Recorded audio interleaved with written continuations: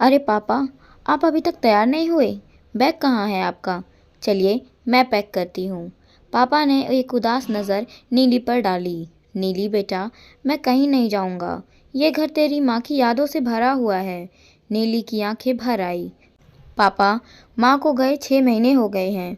आपकी तबीयत भी ठीक नहीं है। ऐसे में मैं आपको अकेले नहीं छोड़ सकती। आप मेरे घर चल रहे हैं, मेरे साथ। बेटा, मैं तेरे घर कैसे रह सकता हूँ? बेटी के घर का तो लोग पानी तक नहीं पीते हैं, फिर वहाँ तेरे सास ससुर भी तो हैं। उन्हें मेरा वहाँ रहना कैसे अच्छा लग सकता है? आखिर हूँ तो मैं बाहरी आदमी। पापा, वो लोग ऐसे नहीं हैं। वो मेरे साथ कितने अच्छे हैं। नीली पापा का हाथ अपने हाथ में लेकर बैठ गई।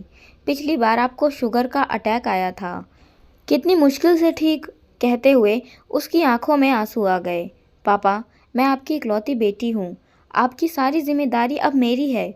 बस मैं और कुछ नहीं सुनूंगी। पापा सोच में डूब गए। अनिल जी ने तो एक बार भी नहीं कहा। हाँ, ये ज़रूर कहा था कि पापा, हम आते ही रहेंगे आपसे मिलने। नीली, तूने दामाद जी से पूछा? अरे पापा, उनकी और मेरी राय अलग थोड़ी ही है। नीली पापा को लेकर अपने घर आ गई।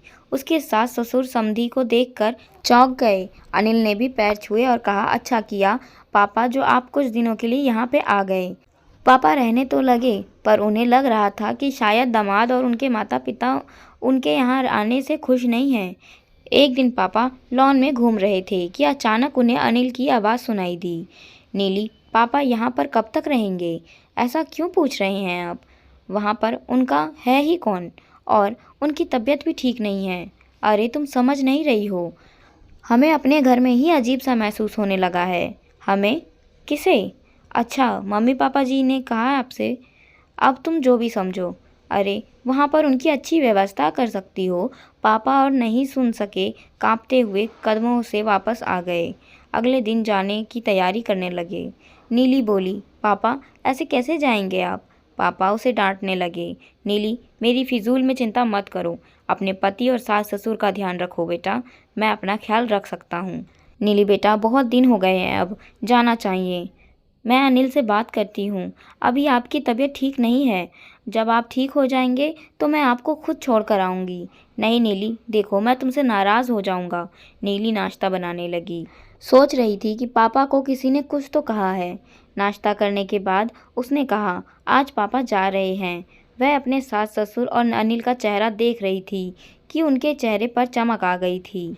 तभी उसने कहा कि मैंने एक फ़ैसला किया है कि पापा इतनी बड़ी कोठी में अकेले कैसे रहेंगे। सोच रही हूँ कि गरीब बच्चों के लिए उसमें एक छोटा सा स्कूल खोल दिया जाए।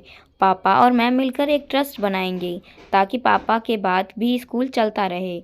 और पापा, आपकी वो ज़मीन पड़ी है ना, उसे बेच देते हैं। 2 करोड़ की वैल्यू है उसकी। उसे ट्रस्ट के फंड में जमा कर देंगे। उसके इंटरेस्ट से उन गरीब बच्चों की फीस में मदद करेंगे। जो कुछ करना चाहते हैं उसमें योगदान देंगे। बाकी आपकी पेंशन और फंड आपके लिए बहुत है। पापा, मैं आज से ही इस पर काम शुरू करती हूँ। पापा हतप्रभ होकर उसको देख रहे थे। अनिल की आंखों के सामने तो अंधेरा छा गया। उसके मम्मी पापा का मुंह खुला रह गया। मन ही मन हिसाब करने लगा। 5 करोड़ की कोठी, 2 करोड़ की ज़मीन और फंड, इतना बड़ा नुकसान। जब नीली पापा को छोड़कर लौटी तो अनिल उसका इंतज़ार कर रहा था।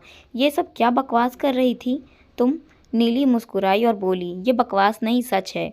ऐसा मैं इसलिए करूँगी कि किसी को भी मेरे पिता की मौत का इंतज़ार न रहे। पापा ने मेरी शादी पर ऐसी कौन सी चीज़ है जो नहीं दी? अनिल गुस्से में बोला, ये तो उनका फ़र्ज़ था। फ़र्ज़ सिर्फ लड़की के माँ बाप का होता है क्या?